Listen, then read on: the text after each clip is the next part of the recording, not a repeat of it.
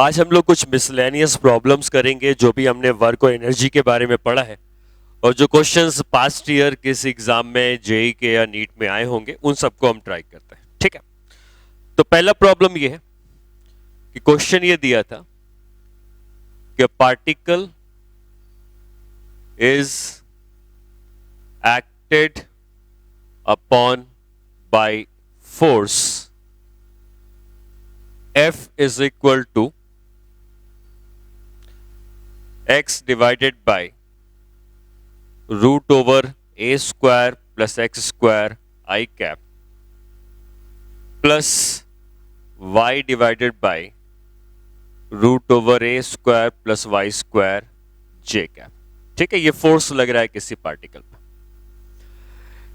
If particle travels along a circular path from 0 comma a to a comma 0, find the work by force। ठीक है, ये question IIT advance में आया हुआ है और इसमें ये पूछा गया है कि एक फोर्स ये है और पार्टिकल एक सर्कुलर पाथ में ट्रैवल करता है 0 कॉमा ए से a कॉमा 0, तो उस फोर्स ने कितना वर्क डन किया होगा। तो पहले तो हम कोऑर्डिनेट एक्सिस बना लें कि पार्टिकल कहां से कहां ट्रैवल किया है। ये x है, ये y है। पार्टिकल ट्रैवल करना शुरू करता है 0 कॉमा ए से और सर्कुलर पाथ में ट्रैवल करके आता है a कॉमा 0 पे, और इस पाथ में अगर पार्टिकल ट्रैवल करता है तो जो फोर्स हमको दिया गया है उसने कितना वर्क डन किया। क्योंकि ये पार्टिकल सर्कुलर पाथ में ट्रैवल कर रहा है और इस सर्कल का रेडियस आप देख सकते हैं कि a के बराबर है, और अगर हम सर्कल की इक्वेशन समझें तो सर्कल की इक्वेशन होती है कि कहीं का भी कोऑर्डिनेट x, y है तो सर्कल की इक्वेशन होती है x square plus Y square is equal to A square. क्योंकि इसका जो सेंटर है वो ओरिजिन में है तो ये सर्कल की इक्वेशन कही जाती है X square plus Y square is equal to A square.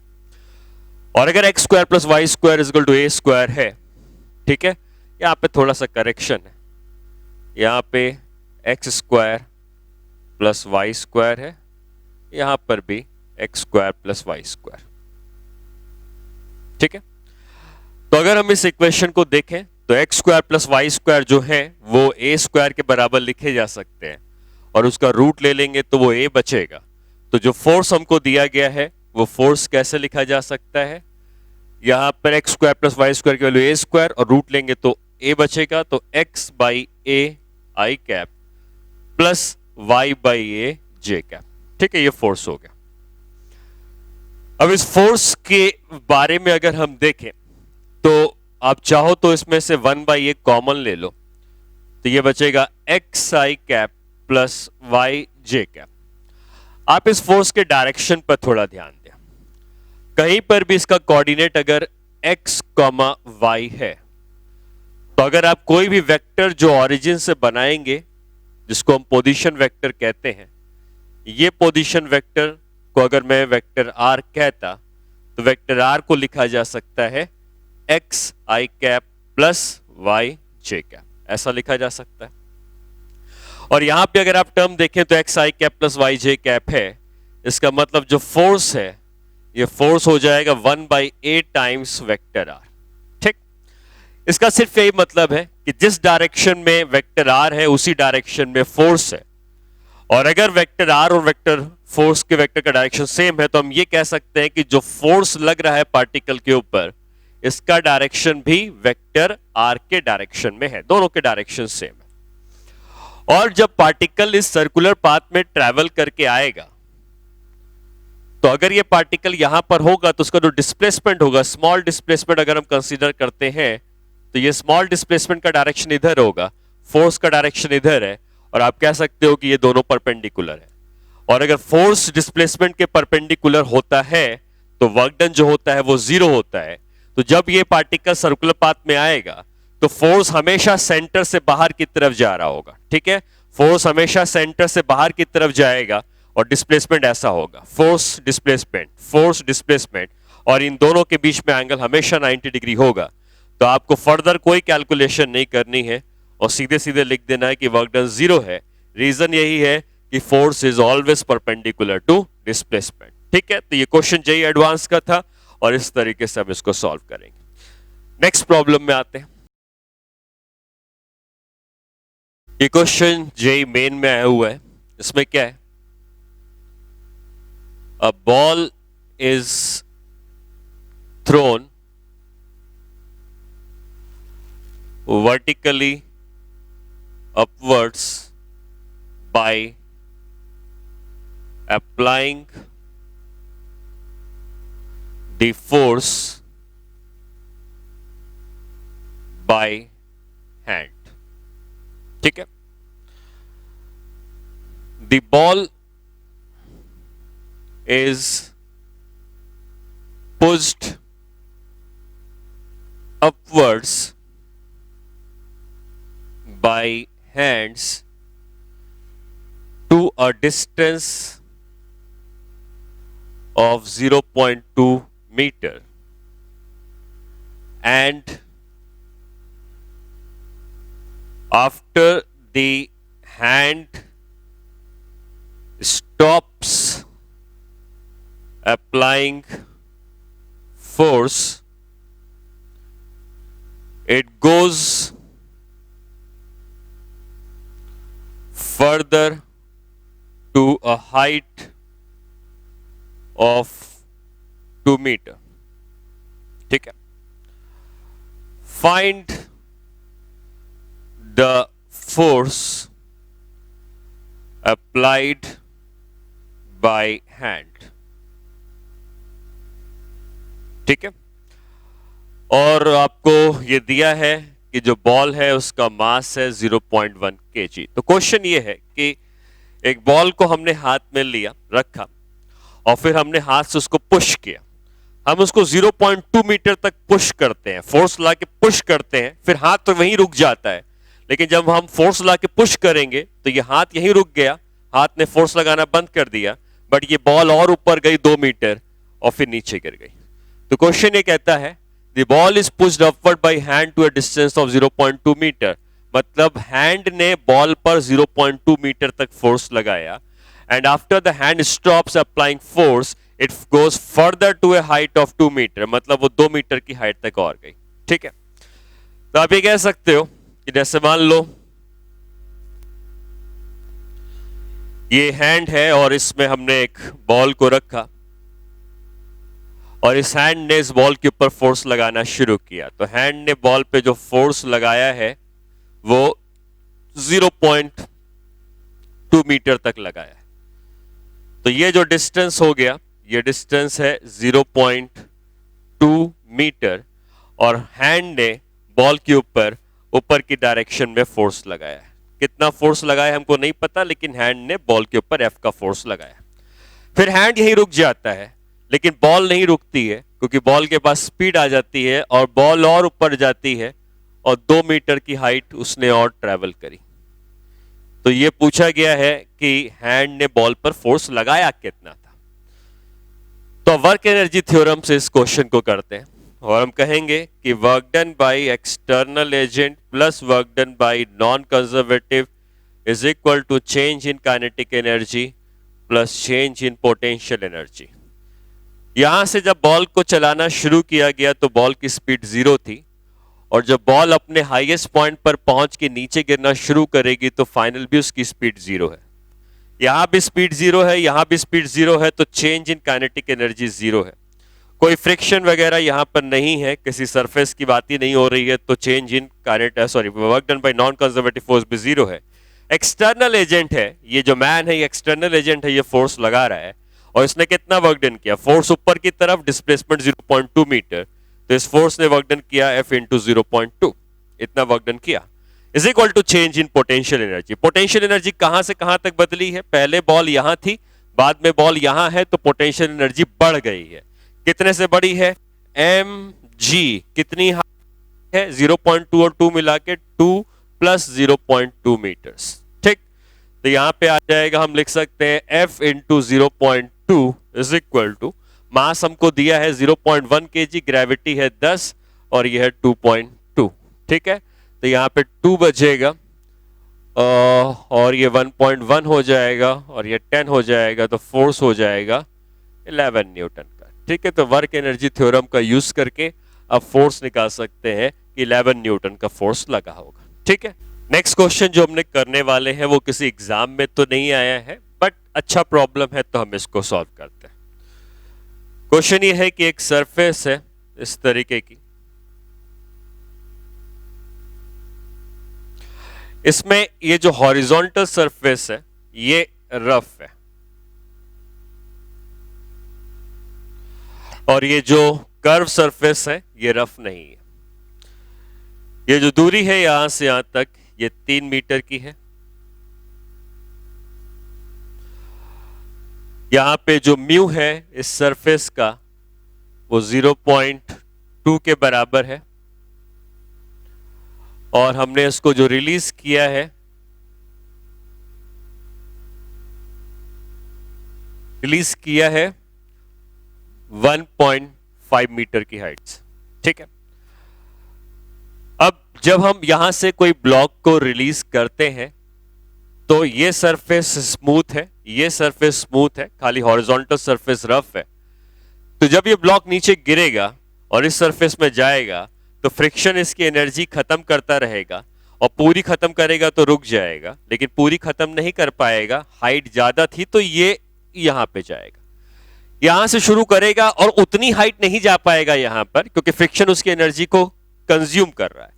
तो यहां से आएगा और थोड़ी कम हाइट तक जाएगा, फिर लौटेगा और हाइट कम हो जाएगी, फिर लौटेगा और कम हाइट हो जाएगी, फिर लौटेगा, हो सकता है कहीं रुक जाए। तो हमसे ये पूछ रहा है कि अगर हम इस पोजीशन को ए कहते हैं, इस पोजीशन को बी कहते हैं, तो पूछता है find the position where the block will finally stops. ठीक है, जहां पे ब्लॉक फाइनली रुकता है उस पोजीशन को पूछा गया। तो आप ये सोचें कि अब अगर ये इस ब्लॉक की हम बात कर रहे हैं तो इस समय इसकी स्पीड 0 है और ब्लॉक कहीं भी रुकता है, कहीं भी रुकता है, मान लो ब्लॉक यहां रुकता है या कहीं भी रुकता है, तो जहां भी रुकेगा उस समय फाइनल स्पीड भी उसकी 0 हो जाएगी। ठीक है, ये बात तो क्लियर है कि वो रुकेगा तो इसी हॉरिजॉन्टल सरफेस में कहीं रुकेगा, ऊपर चढ़ गया तो लौट के आएगा, इधर ऊपर चढ़ गया तो लौट के आएगा, रुकेगा तो हॉरिजॉन्टल सरफेस में ही कहीं रुकेगा और जहां भी रुकेगा उसकी स्पीड 0 हो जाएगी। अब आते हैं वर्क एनर्जी थ्योरम में। Work done by external agent plus work done by non conservative force is equal to change in kinetic energy plus change in potential energy. यहां पे कोई बाहर से आके फोर्स अप्लाई नहीं कर रहा है तो एक्सटर्नल एजेंट का जो वर्क डन है वो 0 कहा जाएगा। फ्रिक्शन है जरूर और फ्रिक्शन वर्क डन करेगा, तो जब भी फ्रिक्शन लगेगा तो वो तभी लगेगा जब इस हॉरिजॉन्टल सरफेस से मूव करेगा, तो जब राइट में जाएगा तो फ्रिक्शन लेफ्ट में लगेगा और अगर ये ब्लॉक लेफ्ट में आ रहा होगा तो फ्रिक्शन राइट में लग रहा होगा। तो फ्रिक्शन ने कितना वर्क डन किया होगा, माइनस ऑफ एफ के इंटू एल। एल वो पूरी दूरी है जब वो ट्रेवल करेगा, यहां जाएगा यहां आएगा, इधर तो फ्रिक्शन है ही नहीं, तो जब फ्रिक्शन वाली सरफेस में चलेगा तो फ्रिक्शन वाली सरफेस में वो टोटल एल चला है। ठीक है, एल की दूरी जो है वो फ्रिक्शन वाली सरफेस में चलने वाली दूरी है, टोटल एल के बराबर है।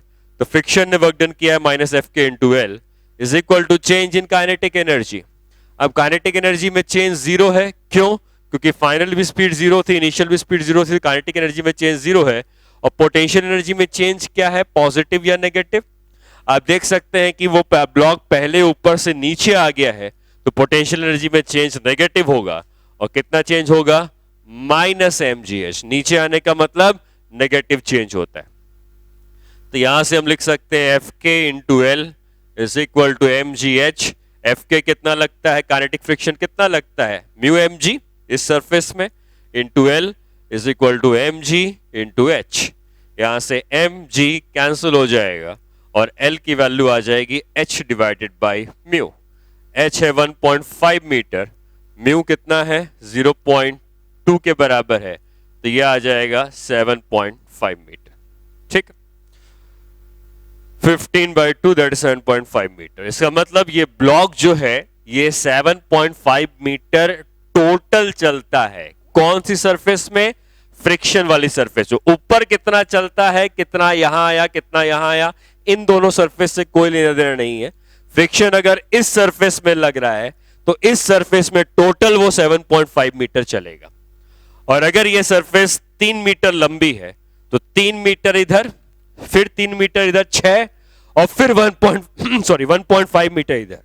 तो अगर ये टोटल 3 मीटर का है और टोटल उसने 7.5 मीटर चला है तो 3 मीटर इधर, फिर 3 मीटर इधर, और फिर 1.5 मीटर इधर, मतलब वो मिड पॉइंट ऑफ ए और बी में फाइनली रुकेगा।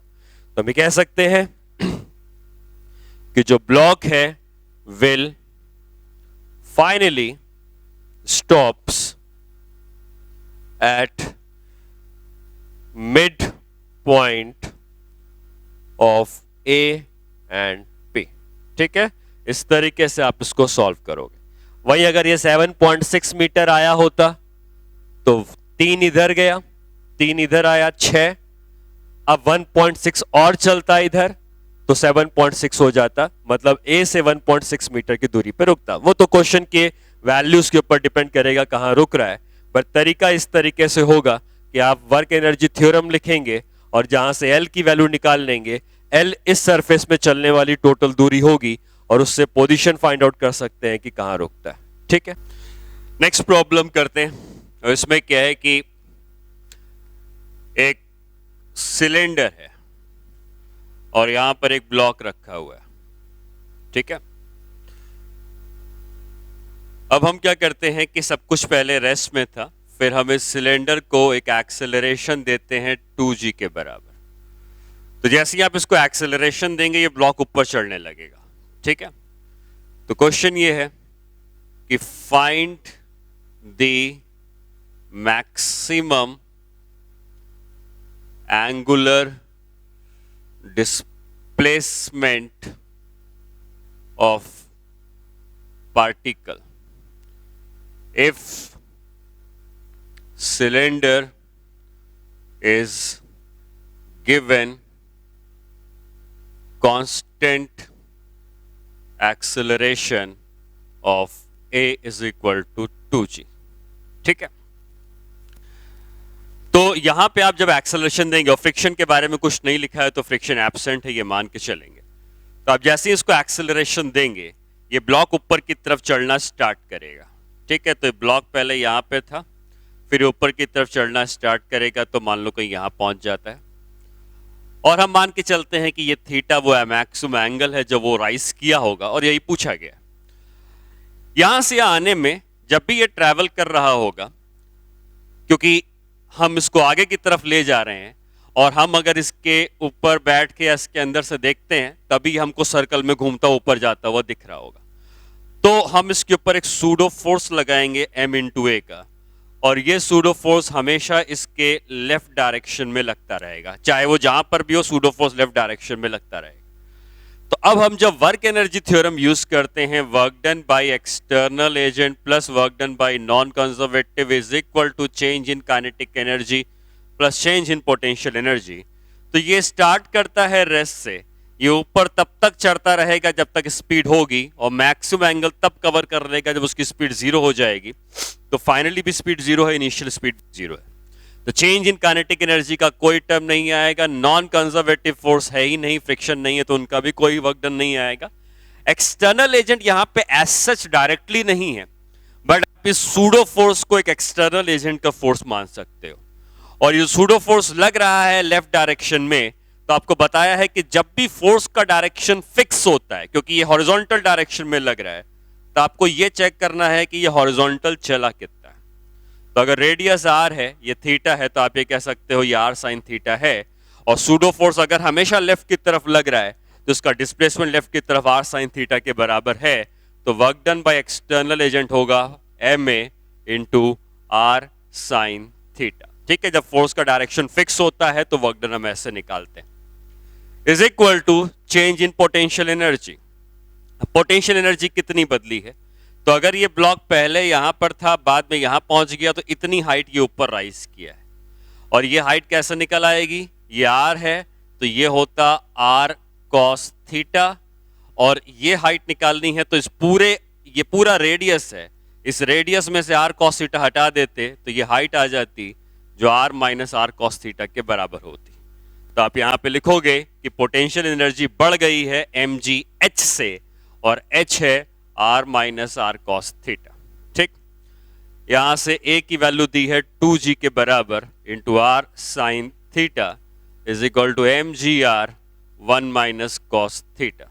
ठीक है, तो आप देख सकते हैं mgr कैंसिल हो जाएगा, यहां बचेगा 2 times of sine theta is equal to 1 minus cos theta. आगे का सॉल्यूशन आपको ट्रिग्नोमेट्री से करना पड़ेगा। आप दोनों साइड स्क्वायर कर दें और लिख सकते हैं 4 साइन स्क्वायर थीटा, और इसका स्क्वायर करेंगे तो a square plus B square minus 2ab, तो ये मिल जाएगा।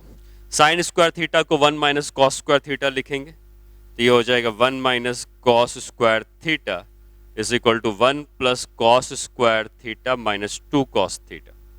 सारे टर्म्स एक साइड आ जाएंगे, तो ये है 4 माइनस 4 कॉस स्क्वायर थीटा, और इधर आ जाएगा तो ये टोटल मिल जाएगा 5 कॉस स्क्वायर थीटा। ठीक है, यहाँ पे माइनस 2 कॉस थीटा था वो वैसे ही रख देंगे, और यहाँ पे 4 है और ये 1 है तो 4 इधर आएगा तो माइनस 3 हो जाएगा, तो माइनस 3 इज इक्वल टू 0। ये कॉस थीटा में क्वाड्रेटिक है तो कॉस थीटा की वैल्यू आएगी b मतलब 2 plus minus root over b square मतलब 4 माइनस 4ac, तो 4 5 20 360 divided by 2 times of a, तो 2 टाइम्स ऑफ 5। कॉस थीटा की वैल्यू होगी 2 प्लस माइनस 64 का रूट 8 आता है डिवाइडेड बाय 10।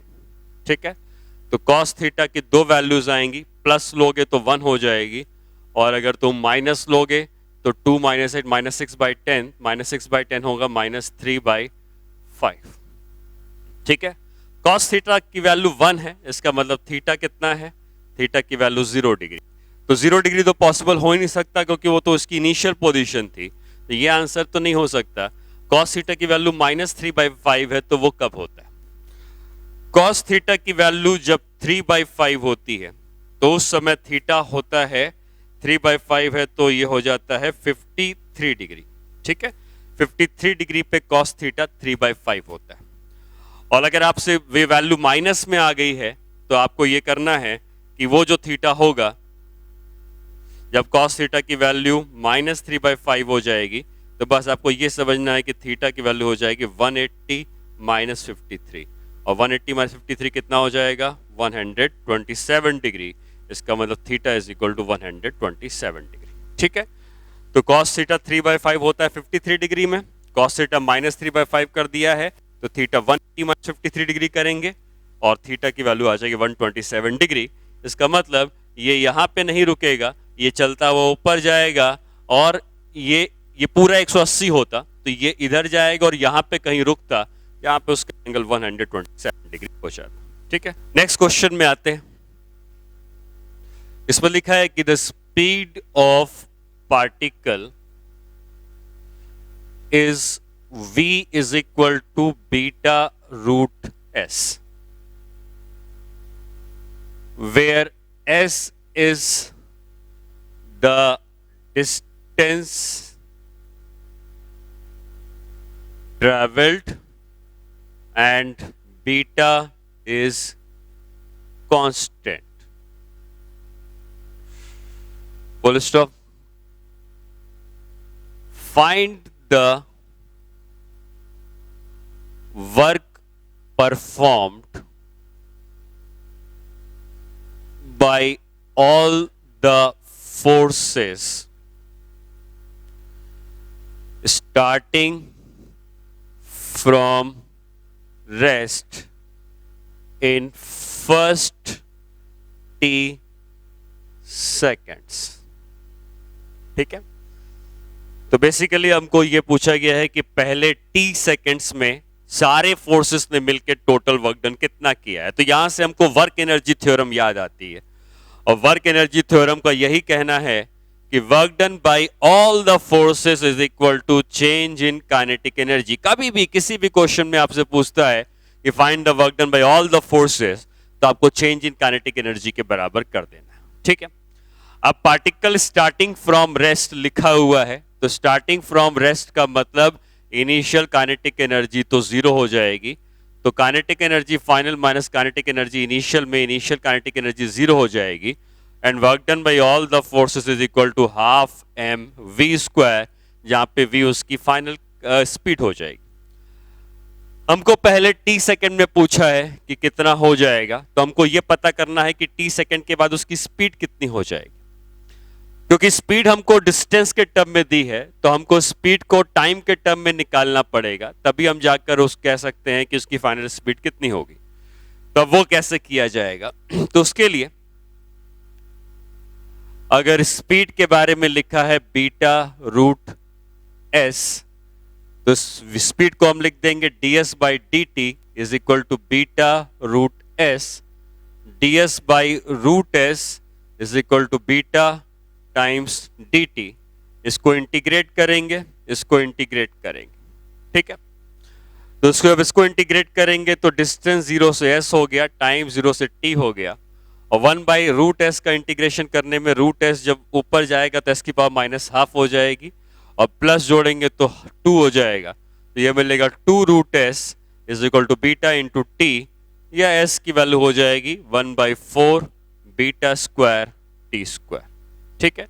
ये डिस्टेंस ट्रेवल्ड हो जाएगा टी टाइम पे, और डिस्टेंस ट्रेवल्ड की वैल्यू अगर टी टाइम पे आ गई, या आप यहीं से आप यूज कर सकते हो रूट एस की वैल्यू है बीटा इंटू टी बाई 2, और जो v था इसमें हम ले जाकर इस रूट एस की वैल्यू को पुट कर देंगे। तो जैसे ही हम रूट एस की वैल्यू पुट करेंगे, v बन जाएगा बीटा इंटू रूट एस की वैल्यू कितनी है, बीटा इंटू टी बाई 2, तो स्पीड बन जाएगी बीटा स्क्वायर टी बाई 2, ये 2 हो गया। और ये जो स्पीड हमने निकाली है, ये काइनेटिक एनर्जी का जो फॉर्मूला था उसमें पुट कर दिया जाएगा, and work done by all the forces equal to half M, V की वैल्यू कितनी हो गई, वी स्क्वायर की वैल्यू चाहिए, तो बीटा की पावर 4 टी स्क्वायर बाई 4, तो work done by all the forces हो जाएगा m बीटा की पावर 4 टी स्क्वायर बाई 8, ये कहा जाएगा work done by all the forces, ठीक है। तो work done by all the forces equal to change in kinetic energy. Kinetic energy में इनिशियल 0 थी तो final half M V square हो गई, ये v निकालना बाकी रह गया। v हमको दिया था बीटा रूट s, लेकिन हमको निकालना है टाइम के टर्म में, तो हम पहले s को t के टर्म में बदलेंगे। तो v को हमने ds बाई डी टी लिखा, जिससे रूट s की वैल्यू t के टर्म में आ गई, और एक बार रूट s t के टर्म में आ गया, इस रूट s को यहां रख देंगे तो v t के टर्म में आ जाएगा, और फिर वही v को यहां रख देंगे तो वर्क डन t के टर्म में आ जाएगा, ठीक है। नेक्स्ट क्वेश्चन करते हैं। इसमें क्या है कि आपको एक ट्रायंगल दिया हुआ है, इस तरीके का ट्रायंगल हो गया, इस पॉइंट को P कहा गया है, इसको Q कहा गया है, इसको R कहा गया, ठीक है। फिर आपको लिखा है a conservative force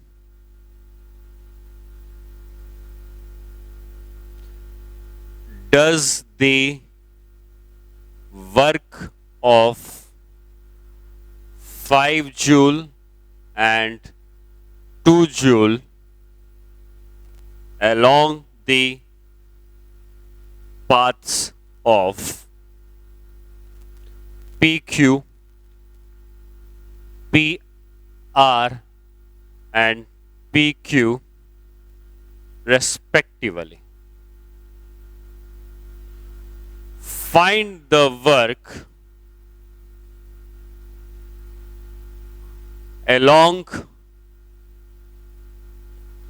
the path of QR, ठीक है। तो हमसे कहता है कि अगर हम एक कंजर्वेटिव फोर्स की बात करते हैं और P से Q जाते हैं या P से R जाते हैं, तो P से R में उसने वर्क डन जो किया है वो 5 जूल का किया है, ठीक है। और वहीं अगर आप P से Q जाते हैं तो जो उसने वर्क डन किया है वो 2 जूल का किया है। फिर कहता है कि अगर आप Q से R जाएंगे तो ये वर्क डन कितना होना चाहिए, W1, W2, W3। Conservative force की प्रॉपर्टी होती है कि जो उसका वर्क डन होता है, आप अगर P से आर जा रहे हैं तो चाहे आप इस रास्ते से जाएं या इस रास्ते से जाएं या किसी और रास्ते से जाएं, जो total work done by conservative force होता है वो पाथ पर डिपेंड नहीं करता है, उसकी वैल्यू सेम आती है। तो अगर हम कंजर्वेटिव फोर्स के वर्क डन की बात करते हैं तो हम ये कह सकते हैं कि P से R जाने का एक रास्ता है ये, जहां पे वर्क डन W1 आया है, और P से R जाने का दूसरा रास्ता ये है जहां पे वर्क डन आया है W2 प्लस W3। ये दोनों सेम होने चाहिए क्योंकि टोटल वर्क डन पाथ पे डिपेंड नहीं करता है। W1 की वैल्यू 5 दी है, W2 की वैल्यू 2 दी है, W3 की वैल्यू पूछी गई है। यहां से आप कह सकते हैं कि W3 की वैल्यू 3 जूल होगी, और ऐसा इसलिए क्योंकि कंजर्वेटिव फोर्स का वर्क डन पाथ पे डिपेंड नहीं करता है। ठीक है, और आपको स्टार्टिंग में मेंशन किया था कि ये फोर्स कंजर्वेटिव है, तो जब भी कंजर्वेटिव फोर्स से रिलेटेड प्रॉब्लम आएंगी आपको वर्क डन हर पाथ के लिए सेम कर देना है। हो सकता है कि कोई और पाथ भी होता, P से R जाने का ये पाथ होता और ये पूछा जाता कि वही कंजर्वेटिव फोर्स कितना वर्क डन करेगा, तो इस पाथ में भी उसका वर्क डन कितना आता, 5 जूल, क्योंकि इनिशियल पोजीशन ये है, फाइनल पोजीशन ये। ठीक है, देखिए आज हम लोग ने कुछ मिसलेनियस प्रॉब्लम्स करी हैं जो कुछ एग्जाम्स में आई हुई थी पहले, या कुछ जो है हमने इन जनरल कुछ अच्छी प्रॉब्लम्स करने की कोशिश करी। किसी भी एग्जाम में अगर कोई प्रॉब्लम आती है तो आप ये वर्क एनर्जी थ्योरम का बेसिक्स आप याद रखें। जो भी प्रॉब्लम्स करवाई गई हैं इसको अगर आप खुद से करके देखेंगे तो आप ज़्यादा समझ पाएंगे कि कहाँ पे मिस्टेक हो रही है, कहाँ पे आपने समझने में गलती करी है।